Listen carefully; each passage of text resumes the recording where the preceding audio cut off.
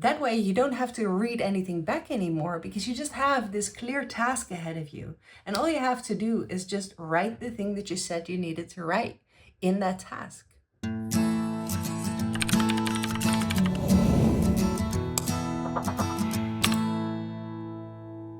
So, I guess you're stuck in your writing project. Oh, that's no problem at all. I have just the thing. Or actually, I have 5 things plus a bonus thing. If you're stuck in your writing project, I think that one of the problems you might experience is that it is very hard for you to actually show up for your writing practice. It's hard for you to sit down and start working. Because you feel you're stuck, you feel really bad about yourself, and this whole project has just become this weight on your shoulder. It's made you feel insufficient and like you're not good enough. Now, that is something that we can actually combat with a small but mighty trick. And that trick is the 10-minute rule. What that means is, even if you really don't want to, even if you think that you can't write anything anyway, just sit down and write for 10 minutes. The rule is you only have to write for 10 minutes. If after those 10 minutes you decide that it really isn't coming today, you're allowed to stop. But 9 out of 10 times, after those 10 minutes, you will realize that actually it wasn't as big as you imagined it to be after all. And that is how the 10-minute rule, by making things really, really small for yourself, can make it a lot easier for you to keep showing up and make this writing project, which is so big in your head, a lot smaller and easier to deal with. So if you are stuck, and that means that you have a hard time showing up for your writing practice, practice the 10-minute rule. The second trick is a little bit related, but still very, very different. And that is that we need to make your writing process fun for you. We need to make it feel like fun for you to show up to your writing project and to actually do some work. The reason that you're writing is probably because you enjoyed it in the first place. So now that it has become so hard, let's try to tap back in to that initial fun and joy and excitement that brought you to writing in the first place. And we can do that by using gamification. There's lots of different tools out there that you can use to gamify things for yourself. You can start seeing your writing process as a challenge, something that you're challenging yourself to do, which already makes it feel a little bit like a game, doesn't it? But to make that even more like a game, you have to be able to win.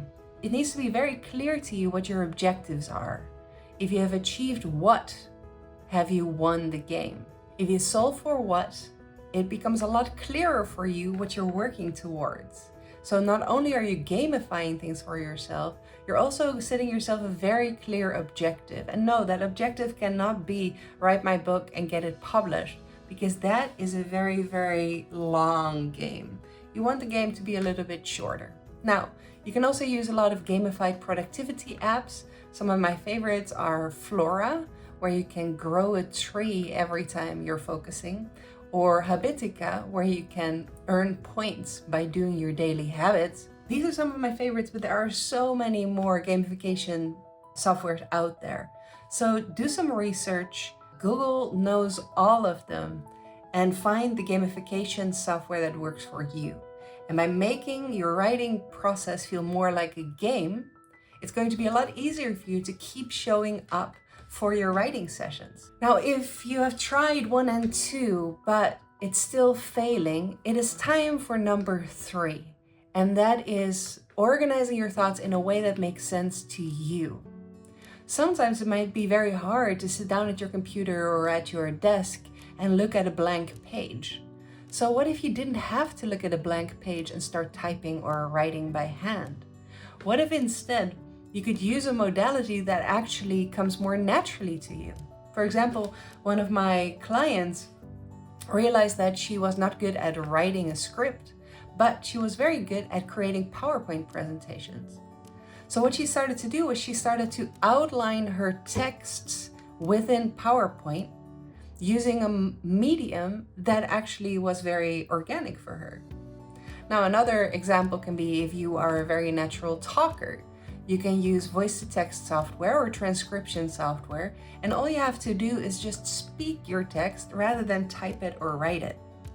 So if you are still stuck and you don't know how to start writing, just go do something that you do know how to do, such as making a PowerPoint or speaking, and use that as the foundation to write your text. Now, the fourth strategy that I can recommend if you're really stuck is to break your project down into smaller parts. Often when we are stuck, especially as ADHD writers, it is because we are just so completely overwhelmed by the size of the project ahead of us. So instead of seeing the whole project as one big whole, what I would like you to do is to just look at one small piece of it. Break it down into smaller pieces and then only focus on one piece. Because that way you no longer have to write an entire book, for example. You just have to write the final 500 words of chapter 1, which is a lot more manageable and a lot more doable. So break your project down into smaller bits and it will become a lot less overwhelming for you.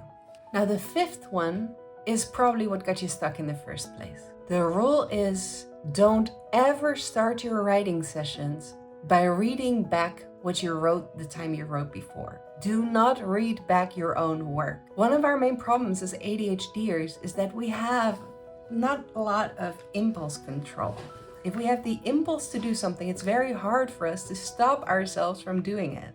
Now, when you are going to be reading back what you've written before, there's going to be an impulse to fix what you are reading.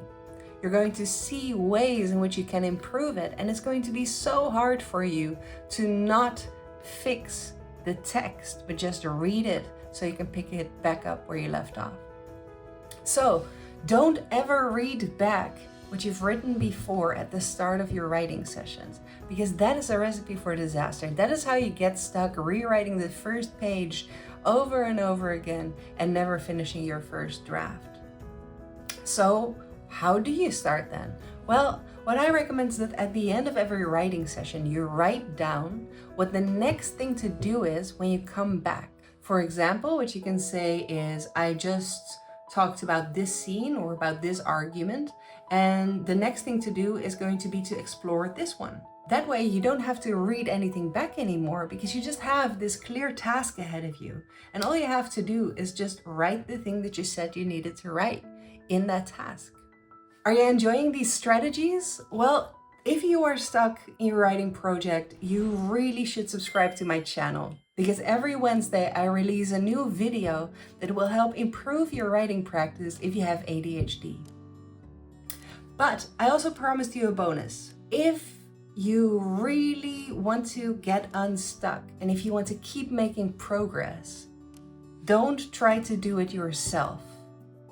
My bonus tip is find an accountability buddy and/or find a writing coach. Now, of course, I'm a little bit biased because I'm an ADHD writing coach myself, but having an accountability buddy, having someone you are accountable to, and that means someone who you have regularly scheduled writing sessions with, either in person or through the computer, or someone who you set goals with every week. And then at the end of the week, you check in with each other to ask whether you've achieved these goals. If you have an accountability buddy like that, or a writing coach who can perform the same role, you'll be a lot more likely to continue to make progress than if you're only accountable to yourself.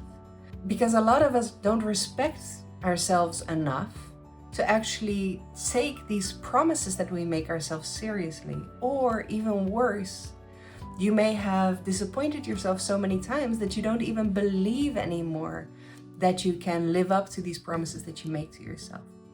So if you make the promises to someone else instead, you're going to be a lot more likely to actually follow through and finish your project and become the successful writer that you want to be. Now, if you want to be a successful writer, I have a few more things for you. So make sure to check out these videos, which will help you achieve your writing goals. Talk to you soon.